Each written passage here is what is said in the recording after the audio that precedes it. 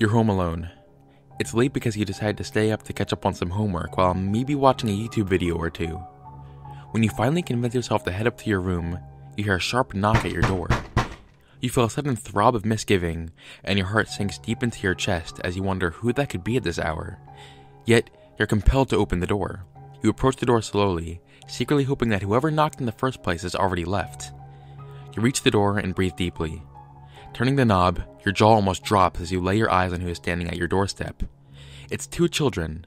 They couldn't be any older than 10 or 11, but they aren't looking at you.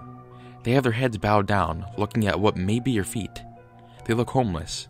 Their clothes didn't feel well and were dingy and dirty. It felt like minutes passed until they spoke. One softly said, "Please let us in. We're lost and need to call home." Your heart continues to race. "It won't take long," the other child says. You distrust everything they say. They sound computerized, almost like they have been rehearsing what to say using a script.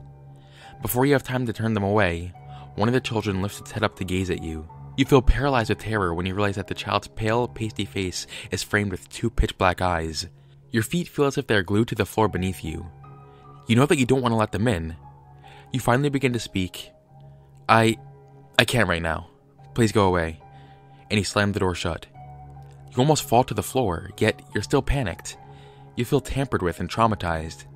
You peer out of the peephole into the door. They've left, but you still feel their presence.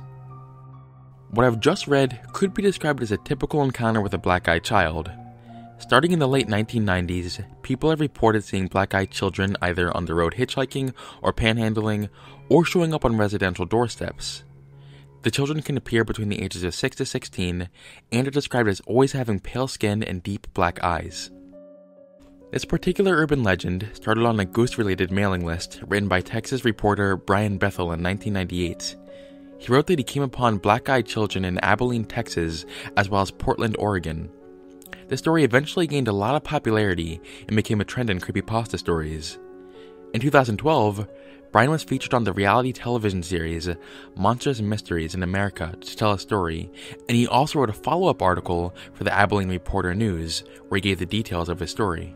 The urban legend had gained such popularity that in 2012, a Kickstarter project earned enough money to produce a film based on the stories. The director of the film said that black-eyed children were an urban legend that's been floating around on the internet for years now. I always thought it was fascinating. There is very little solid evidence of black-eyed children. You may find many photos and videos on the internet, but it is very easy to Photoshop an image of a small child to look as mysterious and evil as a black-eyed child. Another way a black-eyed child can be falsified is by using black eye contacts that cover your entire eye. These can be easily purchased on the internet. Have you guys ever encountered what you thought could be a black-eyed child? Maybe you saw a little girl on the side of the road with her head down, or maybe a teen boy sitting on the side of the road with his head between his knees. Or perhaps you just haven't encountered one yet. See you on the flip side.